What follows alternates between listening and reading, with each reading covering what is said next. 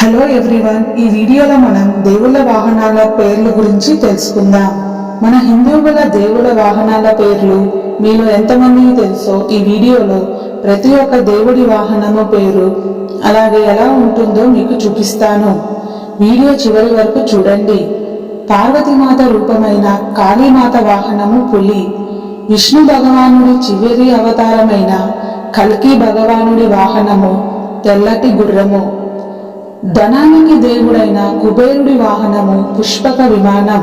అయితే రావణుడు పుష్పక విమానాన్ని తీసుకున్న తర్వాత కుబేరుడి వాహనము ఒక రథము. చదువులకి దేవత అయిన సరస్వతి మాత వాహనము హంస. శివుడి అవతారమైన మన హనుమంతుడి వాహనము ఒక ఒంటె.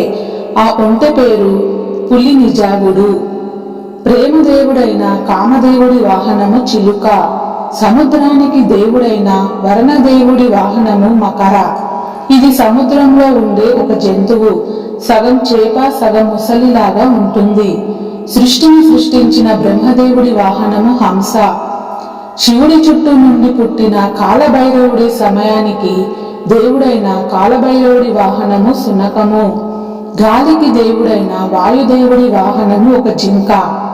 మృత్యువుకు దేవుడైన యమధర్మరాజు వాహనము దున్నపోతు. మన జీవితాల నుండి కష్టాలను పోగొట్టే గణేశుడి వాహనము మూసికము. మన అందరికీ ఇష్టమైన ఉత్తమ పురుషోత్తముడు రాముడు వాహనము హనుమంతుడు. దేవులందరికన్నా అందగాడు చంద్రుడి వాహనము ఒక జింక. వరసానికి దేవుడు దేవులందరికీ రాజు అయిన ఇంద్రుడు వాహనము ఐరావతము. అంటే ఒక ఏనుగు. పార్వతి రూపమైన దుర్గమ్మ వాహనము ఒక సింహము. మన చిలిపి కృష్ణుడి వాహనము గరుడ. మహారాజు సూర్యుడికి దేవుడైన సూర్యదేవుడి వాహనము 7 గుర్రాలతో ఉన్న రథము. లక్ష్మీకి దేవత అయిన లక్ష్మీదేవి వాహనము ఒక గుడ్లగూవ. విద్వాంసానికి దేవుడైన మన మహాదేవుడి వాహనము నంది.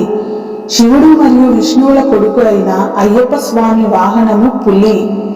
అగ్నికి దేవుడు అయిన అగ్నిదేవుడి వాహనము ఒక గొర్రె.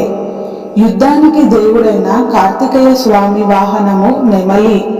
ప్రపంచాన్ని రక్షించే లోకరక్షకుడైన విష్ణువు వాహనము గరుడ.